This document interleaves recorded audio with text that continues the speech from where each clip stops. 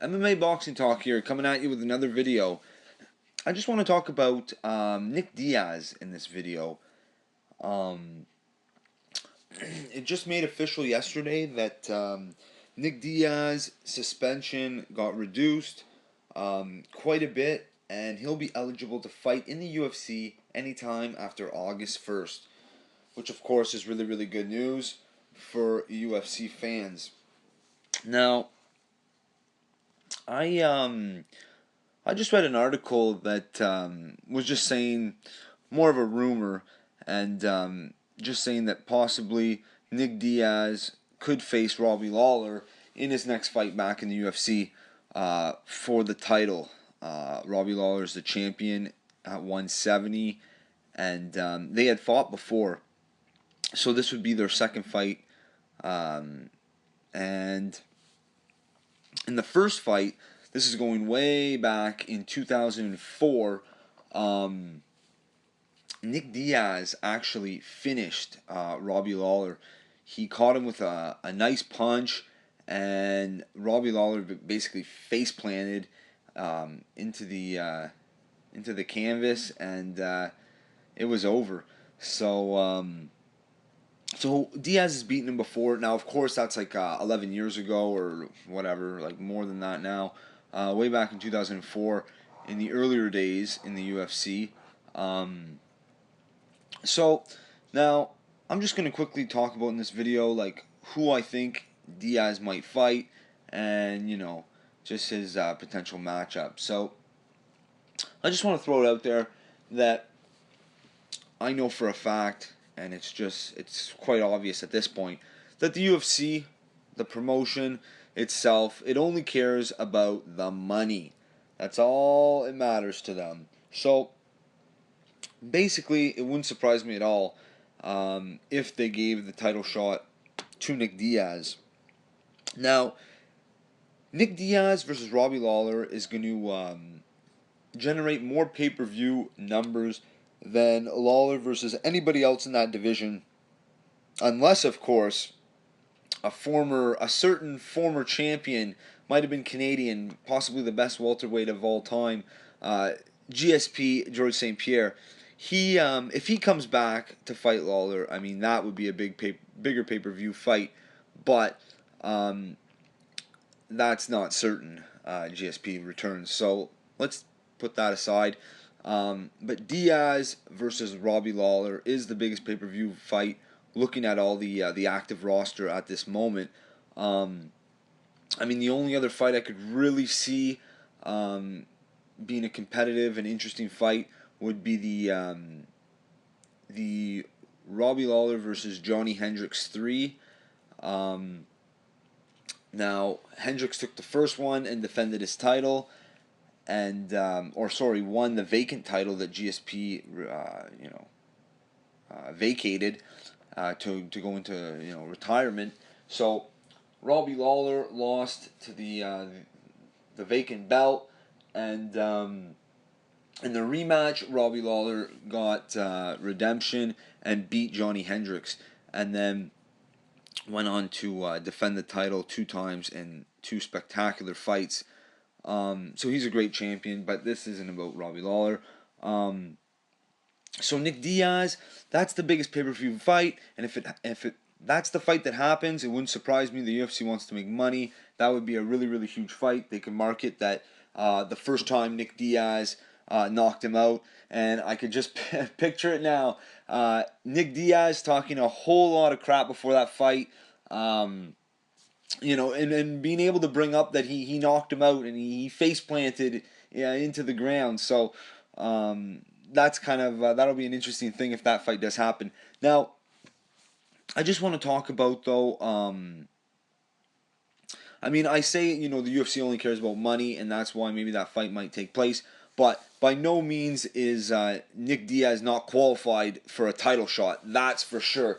Now, I just want to point out, before he got to the UFC in 2011, end of 2011, Nick Diaz was the Strikeforce champion for all of 2010 and all of 2011, and then came over to the UFC, fought BJ Penn, and beat him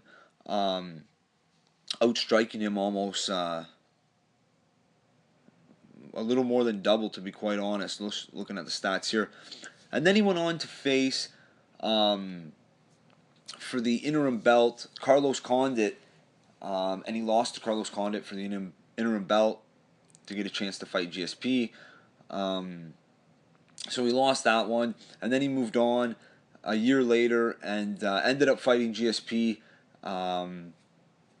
later down the road and lost a 5-round unanimous decision, but that's to GSP, the greatest welterweight of all time. So, and his last fight, most recently, was actually about a year ago.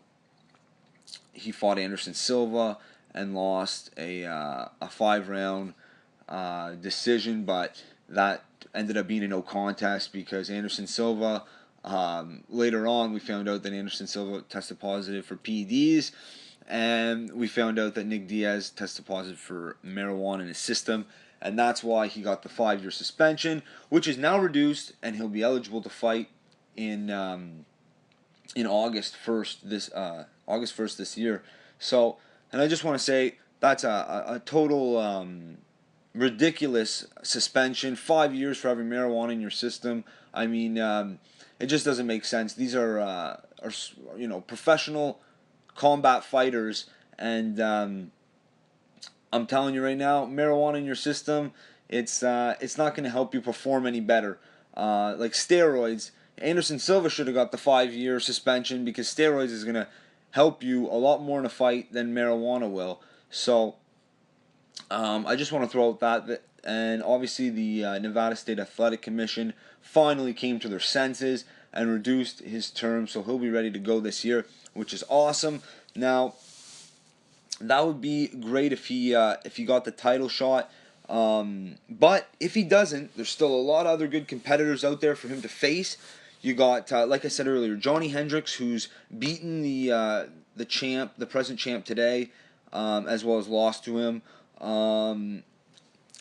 There's also Tyron Woodley, who's been waiting patiently for a title shot. Now we'll see if he'll get it. That'll be interesting to see if him or Diaz or Henderson or Hendricks, I should say, gets the title shot next. There's also Nick Diaz could also fight Matt Brown. That would be a great fight to come back to. Matt Brown is a warrior.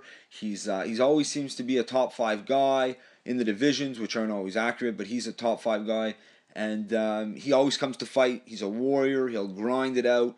He could actually beat Nick Diaz because Nick Diaz isn't always the best against guys that like to bring it to the ground and bring it to the cage and just more wrestle them.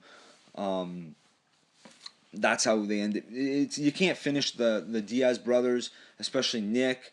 So the only way you can just grind it out, make it a boring fight. That's the only way you can beat these guys.